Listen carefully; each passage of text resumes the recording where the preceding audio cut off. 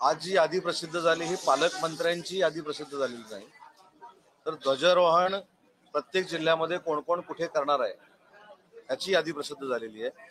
आणि मागची देखील यादी हीच होती. मागच्या वेळी देखील रायगडला ध्वजवंदनासाठी अजितताई तटकरेंची नेमणूक करण्यात आली होती आणि नाशिकला गिरीश महाजन साहेबांची करण्यात आली होती.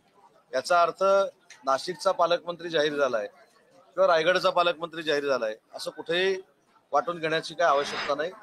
ही झेंडा वंदनासाठीची यादी आहे. आणि आजही मी रायगडच्या विषयावर ठाम आहे की पालकमंत्री करत असताना आमच्या भरतशेठ गोगावलेंचा विचार झाला पाहिजे आणि नाशिकचा विचार करत असताना दादासाहेब भुसेंचा झाला पाहिजे. आजही मी माझ्या वक्तव्यावर ठाम आहे. परंतु याचे सगळे निर्णय माननीय एकनाथ शिंदे साहेब घेतात. मी मांडलेलं मत एक माझं सहकारी म्हणून मांडलेलं मत आहे. आणि आजची यादी जी आहे ही पालकमंत्र्यांची यादी नसून रायगड आणि नाशिकची यादी ध्वजवंदनासाठी कुठच्या मंत्र्याला नेमलेला आहे त्या मंत्री महोदयांची ती यादी आहे.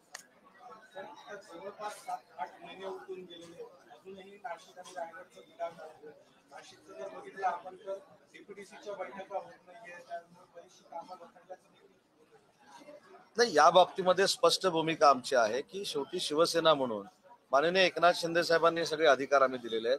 शिंदे साहेब दोन्ही नेते मंडळींशी बोलून जो काही निर्णय करतील तो आम्हाला सगळ्यांना मान्य राहील. परंतु आजची यादी जी प्रसिद्ध झालेली आहे ही रायगडची ध्वजवंदनासाठी कोण असेल आणि नाशिकचं ध्वजवंदनासाठी कोण असेल ही ती यादी आहे.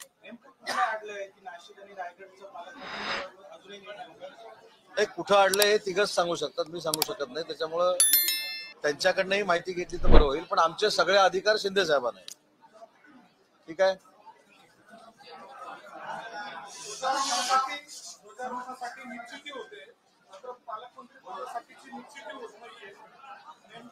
पहिली एक गोष्ट लक्षात घ्या, ध्वजवंदन हे केलंच पाहिजे.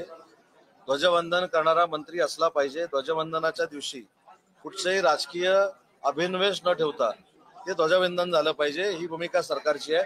त्याच्यामुळं रायगड आणि नाशिकसाठी ध्वजवंदनासाठी जे कोण मंत्री असणार आहेत त्यांची यादी प्रसिद्ध झालेली आहे.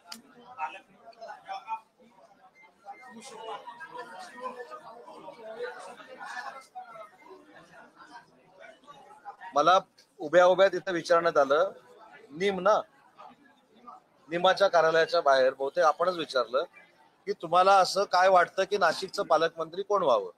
त्याच्यावर मी असं म्हटलं की नाशिकचे पालकमंत्री करण्याचे सगळे अधिकार हे शिवसेनेनं एकनाथ शिंदे साहेबांना दिलेले आहेत. तो शिवसेनेचा अधिकार अबाधित आहे. पण माझं वैयक्तिक सहकारी म्हणून जर मत विचाराल तर दादा भुसे पालकमंत्री व्हावे ते माझं मत आहे असं मी सांगितलं. आधी परत करेक्ट असं करून सांगितलं. चला, अशाच नवनवीन घडामोडी पाहण्यासाठी 24 न्यूज चॅनलला आत्ताच सबस्क्राईब करा, शेअर करा आणि बेल आयकॉनला प्रेस करायला विसरू नका. आणि हो, तुमची प्रतिक्रिया देखील कॉमेंट बॉक्समध्ये नोंदवा.